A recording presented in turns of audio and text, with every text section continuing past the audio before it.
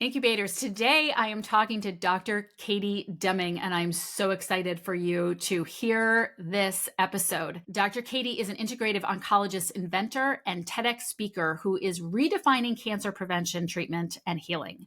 After 2 decades as a radiation oncologist and healthcare leader, Katie shifted to a holistic practice that helps clients detoxify and nourish their physical, mental, emotional, and spiritual bodies in order to activate their innate ability to heal.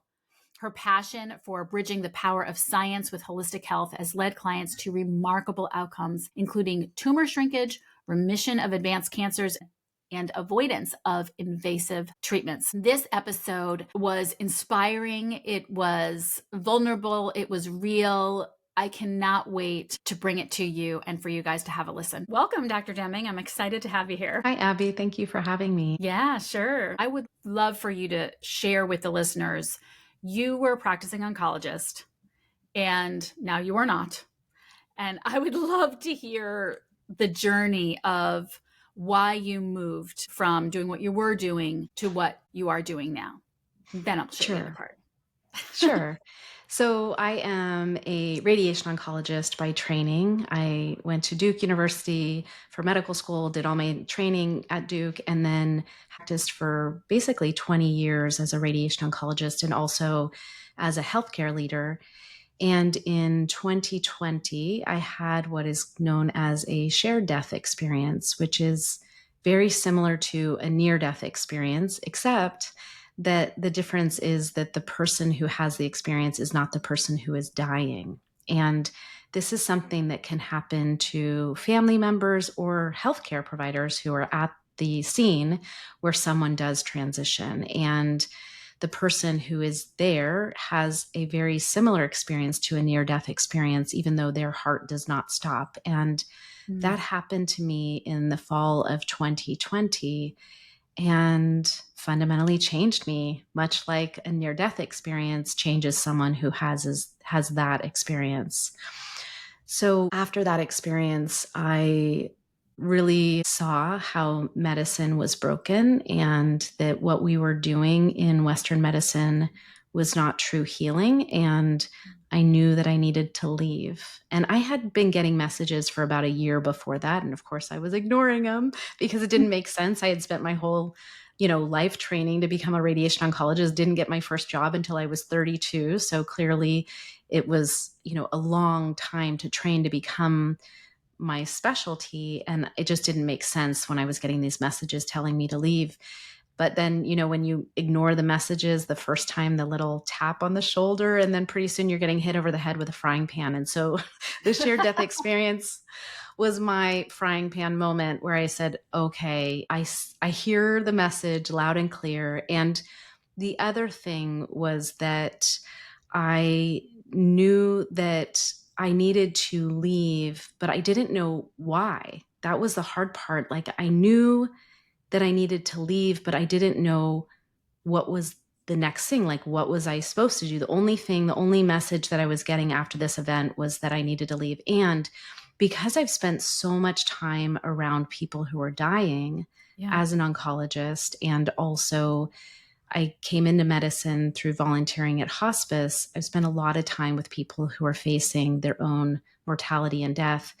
And I knew that the one thing that people regretted at the end of their life, the number one thing that I heard over and over again was, I wish that I had the courage to live life according to my truth and to be who I am authentically and not do what everyone else wanted me to do. And I watched so many people say that and regret how they lived their life. And that informed the decisions that I made after I had this experience, because I knew that I could not allow that to happen. I knew that at the end of my life, I couldn't do it. I couldn't live something that wasn't true to myself, that I knew I would regret it at the end of my life. And so even though it blew up my life completely, and my husband did not understand this leap into the unknown, like you're going to leave a very lucrative career that you trained your lifetime for to do nothing, like just to leave without a plan, like that just sounds crazy, right? And so he didn't understand it. And I was the primary breadwinner. So I knew that making that decision was going to lead to my divorce, which it did, but I knew I had to do it. And I said to him, I would do anything for you, but I will not betray myself, because when I leave this life, I'm going to leave alone. And I alone will be held responsible for how I lived my life. And Mm. that basically blew up my life, blew up my marriage. And in 2022, I ended up leaving Western medicine and my career. And then I took about a year and a half off and ultimately launched a integrative oncology practice, helping people with emotional healing, spiritual healing, nutrition, all of the things, kind of a holistic approach. But now have found that actually water fasting was the most powerful aspect of that integrative practice. And now my whole practice and business is focused on helping people through supervised prolonged water fasting up to 30 days to help eradicate disease in the body, to help restore the body, reset the microbiome, connect to their intuition, detox emotionally, physically, spiritually. And so that's what I do now. Wow, that is so powerful what you shared. And I'm so curious, what were the kinds of things that people were sharing with you when they were saying, I just wish I had lived authentically me? Like what was the awareness? Because I think some of the issue that we have is that we're not aware that we're not living authentically. And then at the moment of death, I imagine that becomes very clear. I'm curious, do you have examples or do you remember the types of things people would say? For you, it was very clear. What you just shared was your authentic living. What were people saying? What was it that they were regretting? Well, a lot of times it would be they were caregivers, right? My specialty was breast cancer and gynecologic cancer. So I cared for mostly women. I did care for other patients and men earlier in my career, but a lot of women in my practice. And many women who develop breast cancer specifically are these overgivers. They're the caregivers for everyone else. They're really focused on being who they think their family wants them to be, their spouse wants them to be, their children wants them to be. And they don't even know it. Like you said, there's not awareness. And at the end of their life, when they reflect back, they realize, wow, I really didn't live my life. Like I lived someone else's life so that I could be what everyone else needed me to be. And as people get closer to their death, they start to become clear about, oh, wow, this life is really about my self expression, my unique individuality, and there'll never be another one like me. And here I just conform to what everyone else wanted me to do because it seemed, we're conditioned into that, right? Yeah. Especially as women, we're conditioned to play these roles. And oftentimes it's not until we have a major crisis or facing the end of our life that we really realize what we've been doing, even though it's all with good intent, right? We're trying to take care of everyone, but I think that reality of, wow, I was here to live, and I don't really feel like I lived my life. And they could see that Yeah. at that moment. That's amazing. And it's the whole topic of my TED Talk was the end of self-betrayal, and the conditioning, exactly what you said, the conditioning of particularly my generation and what seems to just be going forward in perpetuity around, women's liberation and whatnot. The reason that I was introduced to you was because I had a mutual friend introduced me to Amy Button, who was on my show that was recently released. And she had given me the link to a live stream that she was at and you were doing. And I had given it to a friend of mine who has since connected with you. And I was watching that live stream and you were on the stage with several women who had breast cancer. And this word intuition just kept coming up along with statements like cancer is a gift. And I just thought, oh my God, I've got to talk to you. And I, since listened to one of your podcast episodes that was specifically on intuition, I'd love for you to share that because I think it's obviously a radical shift for people to think about, oh, cancer is a gift, an opportunity to plug into my intuition. And I know your TED Talk is all about we treat it like a battlefield and we use words like survivor and things like that. And you're completely flipping this on its head. Can you share more about that? Sure. Well, intuition, I think in the cancer space, when people are diagnosed with cancer, it's probably the scariest thing that could happen, right? Most people feel like, oh my gosh, this is the worst thing that could happen. And all of a sudden, you're bombarded with all of these visits and all of this medical terminology that doesn't make sense. And you're just drowning in all of these decisions that you have to make. And people end up really disconnecting from their own internal knowing and being led by quote unquote experts of like, this is best for you. This is what you need to do. But in the literature around radical remission. So, radical remission is defined by Kelly Turner. She's a PhD who studied hundreds of people, now thousands of people, who had basically made their cancer go away without conventional therapy or without conventional therapy that would have been expected to eradicate their disease. And she studied them to see what are the things in common among these people. And Yeah. so she came up with 10 factors and she published them in her first book was Radical Hope, but then she also has a docu series called Radical Remission as well. And Was there like 9 of them? there are 9 of them 9? initially, but now 10. Yeah. Okay, And okay. Yeah, I then, remember but that book. Yeah. yes. So these things that she put together are things that people who achieve radical remissions all had in common. So among all the people that she studied, all of them did these 10 things.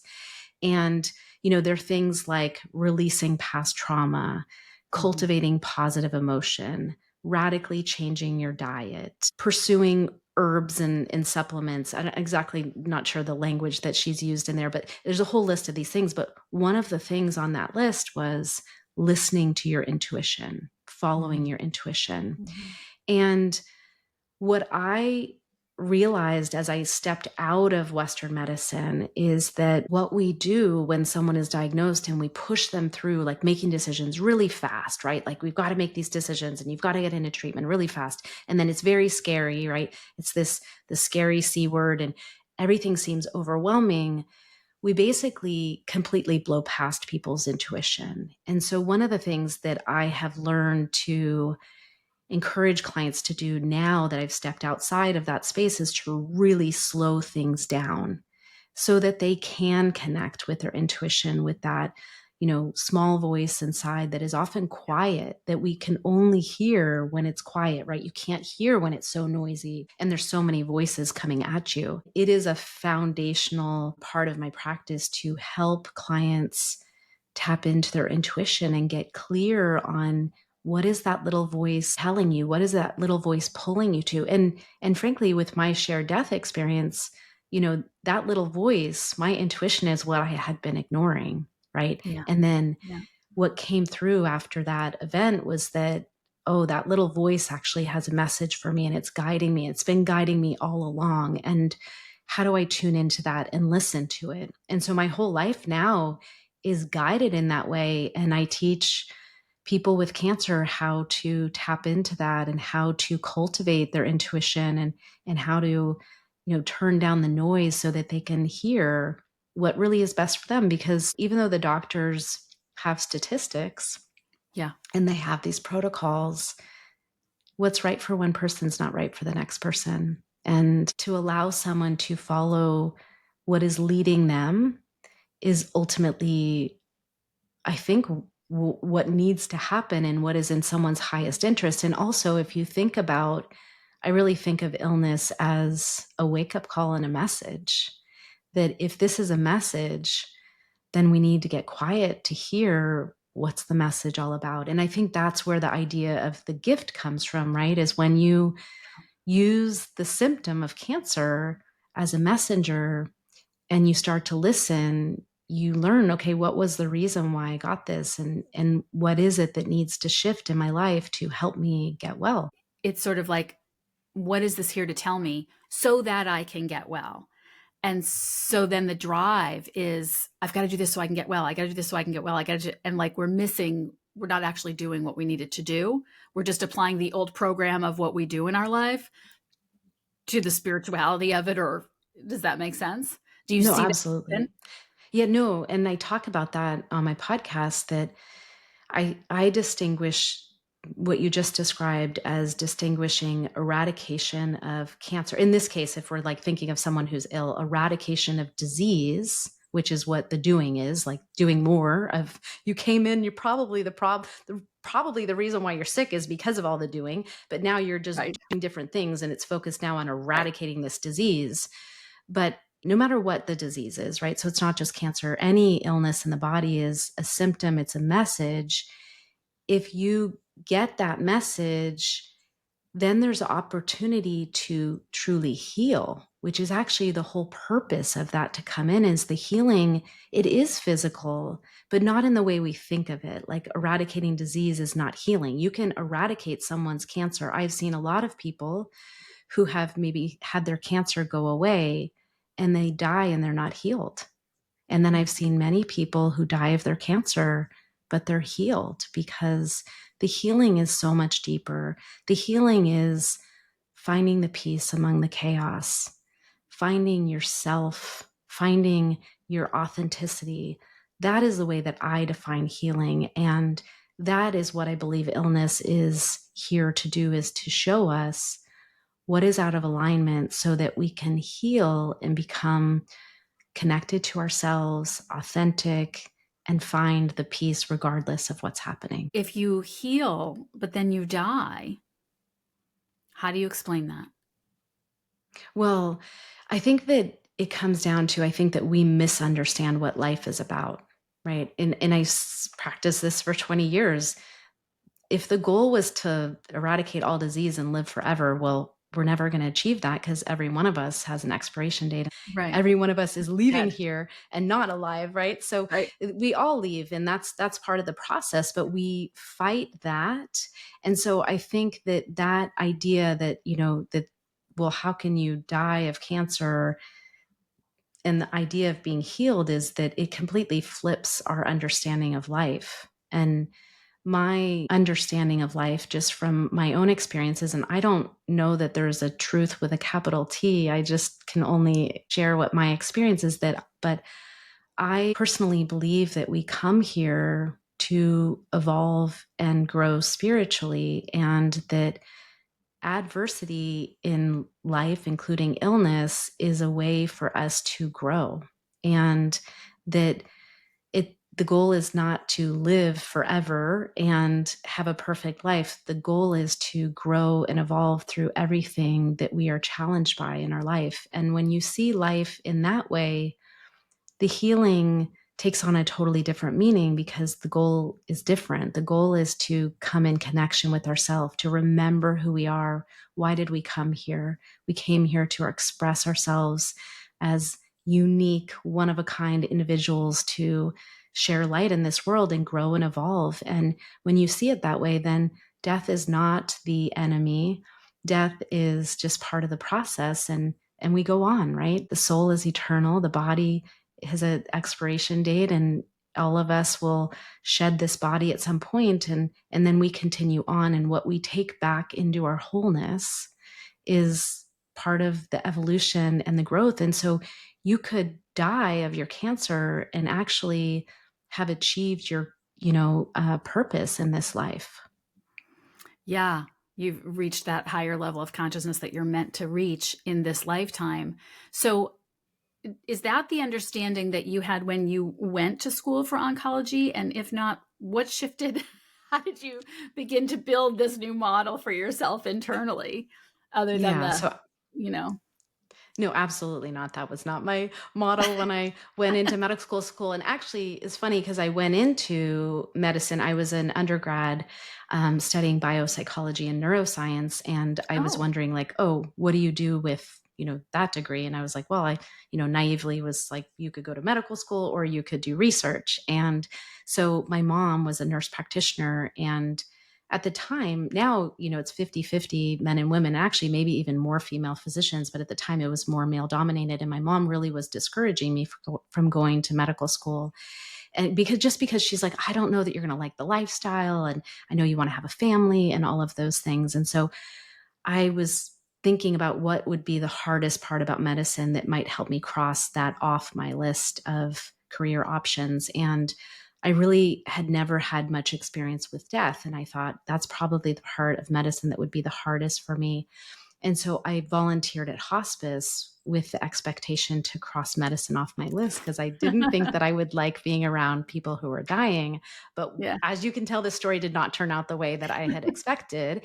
And it changed my life being around people who were facing the end of their life. And I was 20 years old at the time. And it just blew me open that I was like, being with people who are facing a life-threatening illness is life-changing because they shared with me what were their regrets, what were the things that Mhm. they Yeah. wish they had done. And I decided based on that to go into medical school. And specifically, I wanted to become an oncologist. And when I was interviewing for medical school, I only had one interview with an oncologist I interviewed at probably 6 schools. And I was so excited to meet this man because I had never met an oncologist. Even at the hospice, there hadn't been any oncologists that I had interacted with. And he asked me, I see that you want to go into oncology. Tell me why. And I told him, I said, I've had this experience at hospice around being with people with cancer who are facing their own mortality, and the intimacy and the connection and the things that I learned just mesmerizing, that I want to be around that. And he looked at me and he said, that is not a good reason to become an oncologist. That if you want to be an oncologist, you have, so many more years of schooling ahead of you. You have to Oh, love the science. And oh my God. at the time, I took it like I wasn't smart enough, that there was something wrong with me. I remember leaving that interview with just like tears streaming down my face. And I said, I am never telling anyone ever again why I want to become an oncologist. And so when I went to medical school, and by the way, I was interviewing at Harvard, so I was clearly Oh my qualified to become an oncologist. So it God. wasn't like I wasn't smart enough, Yeah, right. So I go to medical school and I just shove this story in my backpack and I'm like, I'm not telling anyone. I'm going to say I love the science and I'm just going to do it. And so that's what I did. And I practiced. Wow. But, all along I had that seed inside of me of that, that it was so much more than the science, and it was so much more than, and honestly, medical school and the whole training and then oncology training kind of trains a lot of that humanity out of you just Yeah. due to the rigors and the nature of the training. And so it wasn't until I was really pretty far into my career, like 15 years or so, that I started to reconnect with this, where I was like, gosh, there's something else here. And I think that was part of that voice that was saying to me, you need to leave, because it wasn't just about treating the disease. There was something more that I was meant to help people with. And Yeah. then because it didn't make sense with my training and everything, I kept ignoring it. And then the shared death experience really opening that back up. And now I see that I would venture to say 90% of cancer is emotional, and that we totally just miss it, right? We just blow past it, and actually we minimize it. We tell people, oh, that's Stuff all in it your down. head. Maybe you should go see a psychiatrist. Maybe there's something wrong with you.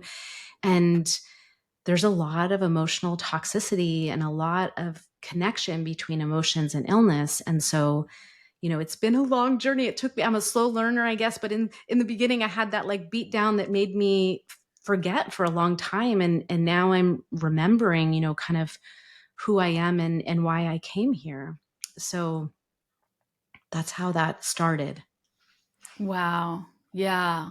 I used to be one of the corporate trainers for Dr. Joe Dispenza, and I used to work a lot of his events.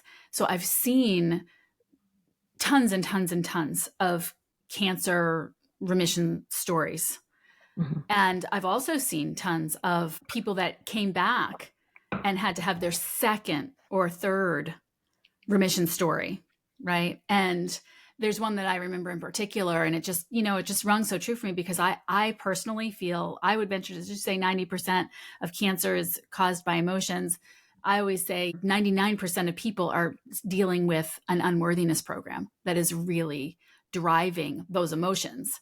And this one woman came back and she did all the work and she did the meditation, she did all the things, and she cured herself, and then she got it again and did all the work, and then she got it again. And finally, she realized that there was that fundamental unworthiness, that whatever it was. And I remember this was years ago now, Dr. Joe even saying oncologists are starting to refer to me. I can't even believe this is happening. And there would be one woman, one time I had a woman in my group who was an oncologist. She was an oncology Mm. researcher, and she cured herself through all of these practices, just falling in love with herself again, tapping into her intuition, coming to that different place. It's really incredible. Well, I think that it's interesting that you tell that story of a cancer researcher, because oftentimes the, oncologists or the experts who have been really doing what they're trained to do. And I have a lot of compassion actually for the doctors, because you take these young, bright, compassionate people like myself, right? So you hear that story. Many other doctors have similar stories, and it's conditioned out of them, right? Yeah. And so they do the standard of care, they do the protocols, but when they get sick, is when they start to wake up, right? And then they find Joe, and they do the inner work, and then they become advocates for this kind of work themselves. So that story is common. Yeah. I remember her saying, because she was in my group, she said, the science just made sense to me. It made sense to me what he was saying. And so I just did it. I just did those things, It's just a different science, right? Exactly. And I think it's worth saying how when we show up to the doctor's office and they say something that's life threatening, we immediately go into this trauma place and our intuition is sort of nowhere to be found. And it was interesting because not that long ago, I went to an oncologist with a friend who knows a lot about this. And I certainly know a lot about this. And yet I got in the room and what she was saying, like, that is ridiculous. That stuff is stupid. You need to do this, da da da da da, all that kind of stuff. And I felt myself like just completely freeze. The two of us were just like, and because I think we're so conditioned that this is an authority figure. And it took like a few days to be like, wait a minute. Yeah. Maybe that's the No. path. Yeah. Well, my mentor talks about that doctors have a real duty to care for people in a way that doesn't harm them. And he would describe what you just said as throwing a bucket of ice water on someone and shocking them. You described it perfectly, like shock. And it's coming from an authority figure. Of course, you don't know as much about cancer as an oncologist who's spent however many years, 4 years of medical school, probably 4 or 3 years of residency, and then 3 years of fellowship. That's a lot of education in cancer. So of course you're like, okay, well, maybe they know something that I don't. But the thing is that they don't know what they don't know, and they've been so conditioned into this school of thought that they actually have lost their connection with intuition. I mean, the training that they have gone through has disconnected them from their intuition, and they're so busy, they're so inflamed from not eating good food. And if doctors are trained to heal, they should be taking really good care of themselves, but doctors take the worst care of themselves. They don't sleep, they don't eat right, they, eat junk food while they're running between patients. And so all of that makes sense, right? They don't have that framework. So then when you come in and they're the expert, and then they're like, oh, well, they just dismiss it, then it Right. feels really hard to stand up to that. And also, even with clients, like, so I sometimes attend clients' appointments with their oncologist, and I don't always, sometimes they want me just to say that I'm like a family friend or something who Uh-huh. happens to be a radiation oncologist, so that I can just be there, but not threatening the position Right. of what the oncologist is saying. And you have to really be skilled to have these conversations to combat their way of thinking. And fortunately for me, because I lived in that space for so long, I know how to speak to them in their Yeah. language to help them see maybe something a little outside, but not pushing them too far, because if you push them too far, then they just shut down. So it's tricky. It's really hard for people. You're already vulnerable because now you've gotten this diagnosis. You're scared. You want to live. And now you have an authority figure that you don't want to challenge because you don't want to make enemies, and then they don't treat you well. So there's all of these things that make it really hard to be able to stand up and speak what really is true for you. And there's science. There's really good science now. Joe Dispenza is putting together beautiful work. And that's what I love about being alive and practicing right now is it's an amazing time. There's so much that's coming out in the literature and data. And so, more and more doctors, I think, are waking up, but it's challenging. It is. And, to your point, I have compassion, for them too, right? Like we're conditioned to think like that's a good thing to get no sleep and to just grab something and to be so busy. This idea of like, oh, I'm just so busy. Oh, my shoulders are so tight. Like there's some unconscious, like sense of this means I'm good. This means I'm working hard. This means there's something good about this. We've been conditioned to believe that. Yeah. And they're dealing with the insurance and all of the things and the pharmaceuticals, and there's so much going on. But man, it's hard to hold that compassion when you're sitting in a room and they're scaring the shit out of you and treating you like you don't know anything about anything. But it's a cluster. The whole medical system is just a It is, total but cluster right now. it's interesting that when and I would say you don't have to have compassion for the doctors because they can be just assholes, and that can be just the reality of what that experience was. But I myself, from the position that I stand in, I have a lot of compassion just because one of the things that I don't know who this quote is from, but it says you can't read the label on a bottle from From inside the inside the bottle. tumor. Yeah. And I really know the truth of that. Like, not only understand it, but know it because I've lived it, because I couldn't see all this stuff until I disentangled myself from my income and my survival being Yeah. dependent on that whole structure. It wasn't until I stepped out and took that scary step to say, I, I can't be part of it anymore before I could really see it. So I think that they can't see it. And the other thing is, I remember when I was in medical school, so I went to Duke University and there were 100 students, and these are 100 of the smartest students in, the country, because at the time it was like the top 4 medical schools, and brilliant students. And I remember being in our advisory group about, it was probably like 4 months in, and we had one person who had attempted suicide. We had 2 people who had been hospitalized for depression, and like several people having anxiety and needing to go on medications. And I remember thinking, oh my gosh, something is really wrong here. But you're a student and you're looking up to superiors and the professors and the doctors and the attendings and all of that. And the system works exactly the way it's designed to.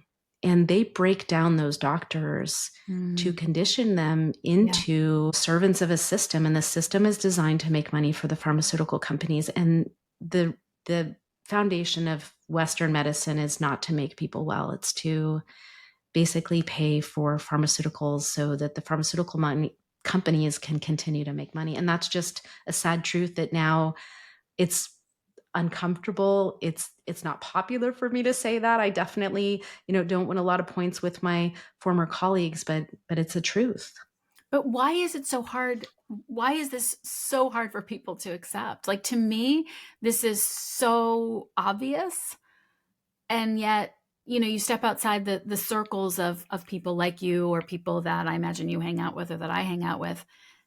And there's a world that cannot see that. And do you mean why can't the doctor see it, or why can't other people No. see it? Why can't the other people see? Like I see why the doctors, it's their whole lives, like they're in it. There are a few things that I see. Is one is that we've been conditioned to put doctors on a pedestal, right? And Mhm. so Yeah. there's this idea that they are smart. I think that's changing. I think people are really disillusioned by medicine, especially after COVID and all of that. But people really put doctors on a pedestal and they trusted them, and not knowing that the doctors then have become pawns in this bigger system, right? And the doctors don't intend to do bad Right. or mean harm. So there's that piece of it. But then the other piece is that we have been conditioned to want easy solutions. And Mm, the yeah. solutions to the Yeah. problems that you are in the circles of, and I'm also in the circles of, this is deep work. This is hard. When I first started sharing some of this stuff before I left Western medicine. I was still practicing for a little while because it took me time to wrestle with this decision and finally leave. I would bring up these things about emotions, what I was learning, the connection with emotions and healing and the mind and Joe Dispenza and all this stuff. And to be honest, my patients weren't coming to me for that, and they didn't want to hear it.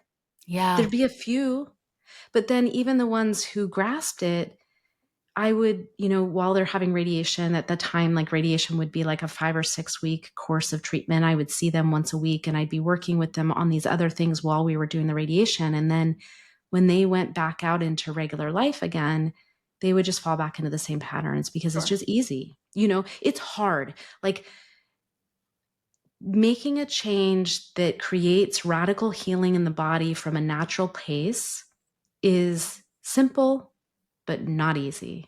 It Yeah. requires complete change of your life, which you're basically fighting then against the system. Like, how do you find clean food that is humanely raised, that is not sprayed with Impossible. glyphosate?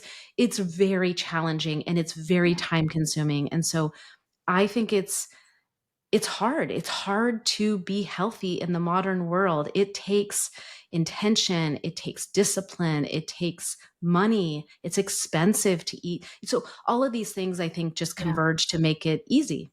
And so then people are like, well, it's just, this is the way that it is. And it just is, it's easier to say this is the way that it is than to really open your eyes and say, you know what, I have to change my whole life so that I can Yeah. become healthy. Yeah. I mean, listen, I would be lying if I didn't say that there's plenty of things in my life. It's like, oh, this is just much easier. And I think it also probably goes back to this like deep seated fear of death because you mentioned COVID, but there's people who still think that like that worked. that vaccine was like, and it just boggles my mind. I cannot wrap my head around it. Yeah. And No, that's not even easy. yeah, no, I love the gym that I go to, but they had these flyers up that they had flu and COVID vaccines. And I was like, okay, but then again, right now in my gym, they have signs up that on September 8th, they were going to be giving flu and COVID vaccines. And Oh my God. I I I am just like, wow. Okay, Yeah. wow. Yeah. That's when I'm just like speechless. Just like that's when I start to feel hopeless. Like, how is this even? I don't even know. It goes back to herd mentality too. There's part of me that really understands this because if I look at what it took for me to come to Mm, this different understanding of things, I had to give up my marriage. I had to yeah. give up a salary that was very lucrative, and I'm still not making money as I'm building my practice back up. I had to give up a lot.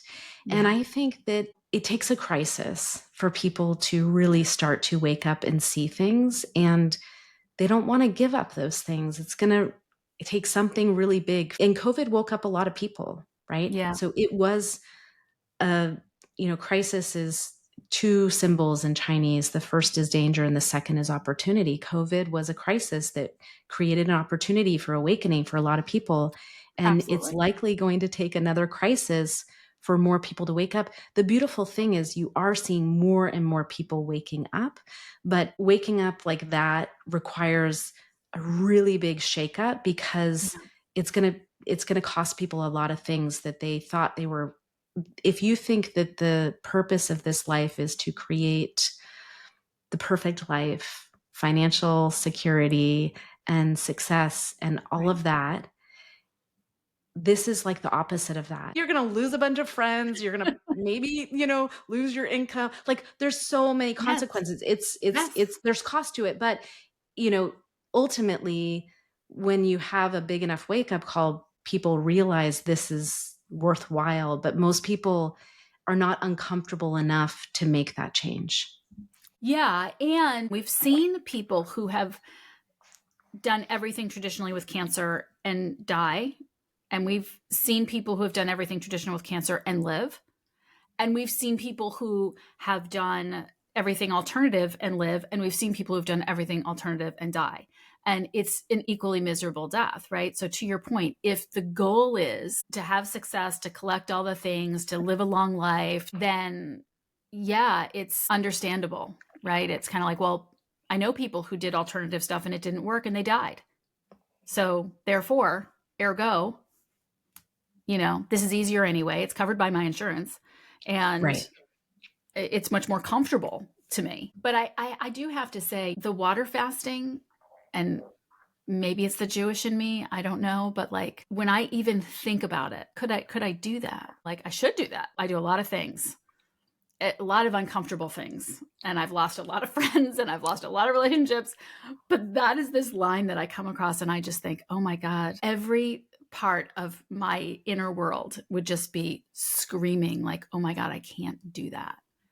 It sounds so scary because there's literally no defense there, right? Food is such a comfort. It's such a defense. It's such a place. Tell me Yeah. about that. I can't imagine it. Yeah. It's very confronting Yeah. because when people fast with me, not only are fasting from food, but we have them resting. So you're not working, you're not Yep. able to overdo and cope by staying busy. We have them get off social media. So it's a social media fast, and we limit their screen time. And it is very confronting. Basically, we tell them you're going on a vision quest, but instead of going into the wilderness with no supplies, you're going to be at home really doing this internal work. This came to me through my mentor. He brought it to me, and I thought it was crazy at first. He first said 9 days. He said, if you have someone fast for 9 days, you can have a tumor start to shrink. And I was like, that sounds crazy. I'm like, 9 days and just water? And then later he came back to me and he said, you can actually cure cancer with 30-day water fast. And my mind was like, I was like, this Yeah. sounds crazy, like Yeah. literally crazy. But then as I started to explore it, and I had my first client who fasted, she had breast cancer that had spread to her brain. She had a 2 centimeter tumor in her brain, and she had radiosurgery, which is a very focused type of radiation into the brain. And she did the radiosurgery, and then she did a 17-day water fast. Mm. And when she had her follow up MRI, the neurosurgeon was like, it's gone. And she said, well, isn't that what you expect? The tumor would go away? And he's like, no, that is not a normal response to radiosurgery, because actually the tumor often gets bigger initially within the first 6 months. And then it becomes kind of less active and then starts to shrink. But even like years down the road, you would still see something there in the brain. And her brain was completely pristine, like as if there had never been a tumor there before. And it caught my attention for sure. I was like, wow, what happened there? And then my second patient who did it, she had breast cancer, and her surgeon was recommending a mastectomy, and we got them to delay the mastectomy by a few months, and she did a 14-day water fast, and the cancer went away and didn't end up having to have a mastectomy. And I was really intrigued. But I Yeah. also had a full practice now. I was in this holistic practice, and water fasting is a whole thing that I didn't have really any training. It was terrifying when I was fasting these people. I wasn't sleeping at night because I was Yeah. nervous about that. I was scared. Yeah. I literally was like, this seems really scary and dangerous. And so I found that there were other fasting centers, and I started sending people to these other fasting centers. But the problem is that they would refeed them. Refeeding is like the most dangerous part of fasting. It's actually, the fasting is easier than people think. It's hard for the first, 4 days you're hungry, and then you get into that. And people actually feel okay while they're fasting, but when you start to refeeding, it can be very dangerous if you do it incorrectly. And so anyway, these Mm. centers that do fasting are mostly plant-based, and they have people refeeding on fruit juices and then rice and beans, all kinds of Oh, things that wow.